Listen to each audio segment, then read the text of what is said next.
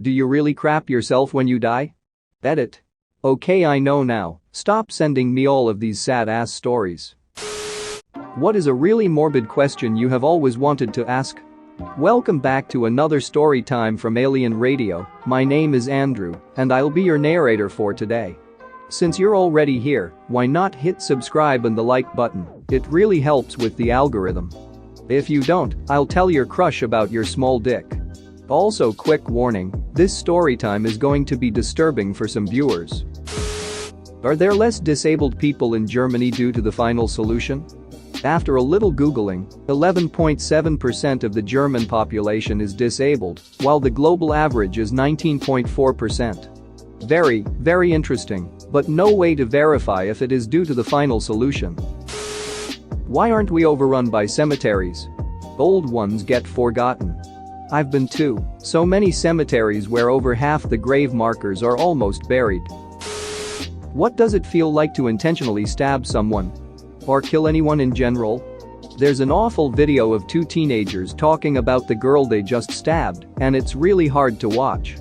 Guy's basically laughing as he says, "Holy crap. I witnessed her lifeless body just fall to the ground." How long would you live if you were decapitated, and would you feel the injury or simply be in shock? Think about it this way.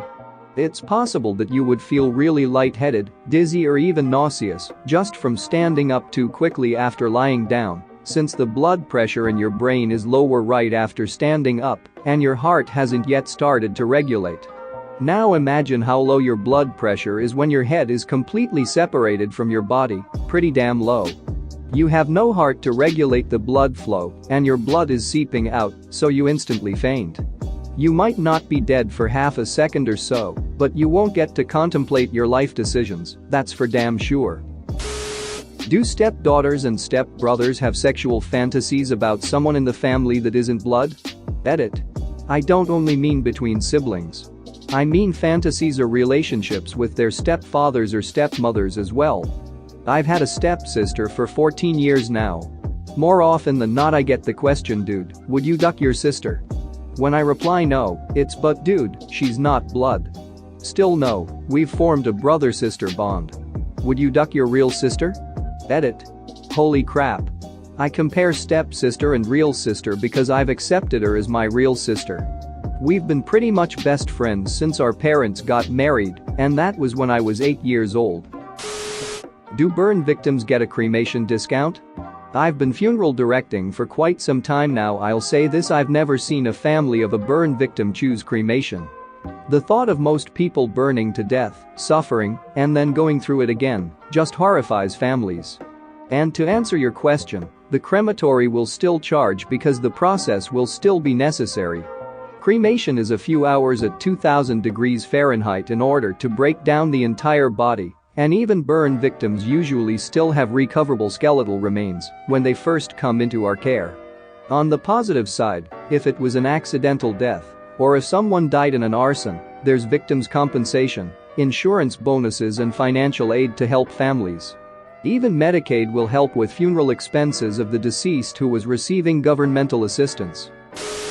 What is the cheapest way I can have my body taken care of when I die? Like, I'll be dead. I don't give a crap. If my family could take me out in a boat and just chuck me in the ocean for free, that would be great. You can donate it to science, it's free and a good cause. Although they are actually very picky about the bodies they choose. It is expensive for the institution to pay costs, and they don't want to waste money on cadavers that don't give enough return. Source. My father donated his body, thinking to cut funeral costs, but he died of cancer, and they deemed it too emaciated damage to accept. Edit. So many people have chimed in to say that that isn't the case where they are. That makes me feel bad because he really wanted it to happen, and he chose the university that he did his PhD at, thinking he was contributing something of value. The funeral company that took away his body did warn us that they might not want it because of his emaciation, so it was obviously a situation they had run up against previously. What does a miscarriage feel like? Depends on how far into the pregnancy you are. If it's very early, first trimester, it's like deep aching cramps. Sometimes accompanied by nausea, vomiting or diarrhea. The bleeding starts off slow and gradually gets heavier and heavier, often with clots or clumps. The pain comes in waves of intensity, but you'll also feel a sort of background ache that can be very deep and intense. If you don't have a uterus to compare, it's rather like a very deep muscle injury that's then suffering a Charlie horse. If you're later in the pregnancy, second trimester, it's virtually the same as a typical term labor, except generally not as long or quite as intense. Your cervix will still have to dilate, so you'll go into labor as you normally would and feel all the same pains, cramps and shock feelings of your cervix softening and thinning out. It just doesn't have to dilate all the way. Depending on where you are in the pregnancy and the position of the baby, you may not feel a complete urge to push, and instead you'll just feel a rather strange pressure, and the fetus may actually just sort of expel. You'll still feel the sting of having your vulva stretch briefly, though, but it won't be like the ring of fire pain of a full-term baby crowning. Emotionally varies depending on the situation, of course, but you still have to keep in mind that even during the event of an unwanted pregnancy or unknown pregnancy, you're still dealing with massive amounts of hormones that are suddenly dropped. That has a significant impact on someone's emotional well-being, regardless of their feelings for the lost baby fetus.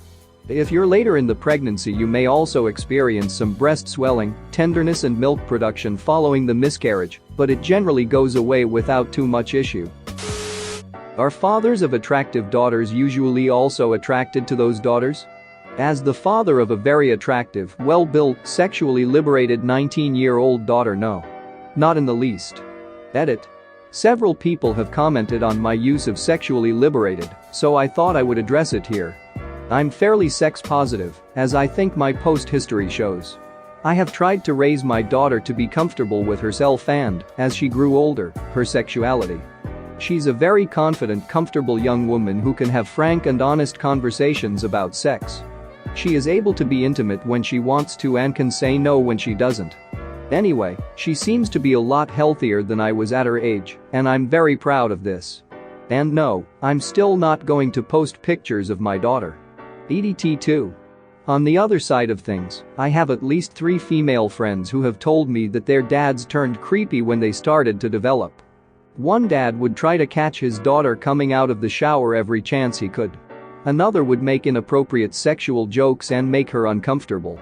In all cases, it ducked with their heads and damaged their relationship with their fathers. When a coffin is buried in a cemetery plot, the law, at least in my state, requires that it be placed within a sealed vault down in the grave. How long does the vault lid's seal last before water and the elements eventually begin penetrating the coffin? And why does this require extra expense if it's all going to decay, in time, anyway? I'm a mortician in Germany, and here we rent out plots, since space is tight. Usually between 10 to 25 years is mandatory, but usually graveyard management offers open end. After the minimum time has passed, the lot is getting cleared and will be rented again by another family. That is because our deceased usually don't get embalmed, with a quick decomposition which won't harm nature in mind. Our caskets have to be wood by law and can easily withstand Earth's pressure for months or years, if higher quality thicker wood. It's not unusual to find bones or semi-intact bodies. Usually they get boxed in a small remains crate and get reburied a bit deeper before the new occupant gets buried. There are a couple of different setups for graves, but the most common ones are single row, 2 coffins possible on top of each other, or family, 2x2 on top of each other, each deceased starting the 10 to 25-year timer anew. Edit. I'm sorry if my wording causes confusion. Clarification. We do not dig up the bodies after the plot is being released. The whole idea is to have a self-clearing grave. The body decomposes in a certain time. This is estimated or tested by sending soil to the lab. If the soil is ideal, it will take roughly 10 years for a body to decompose, only leaving bone fragments behind. Those get reburied in case the grave is open to place another body in this plot. Keep in mind that one-sided graves fit 2 bodies.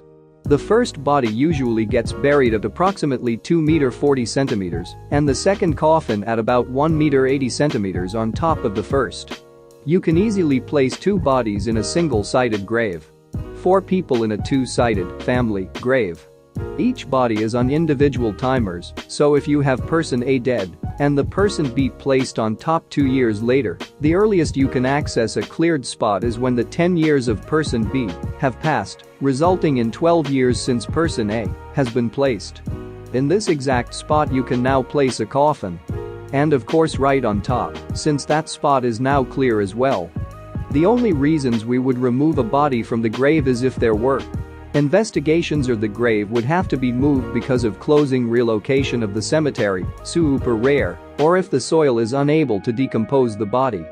Then the plot is often closed for further burials, or the body is removed and cremated, then placed in this or another grave.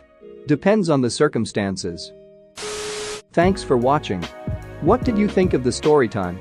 Let me know in the comments below. If you liked the video, smash that like button and subscribe so you don't miss any more story times.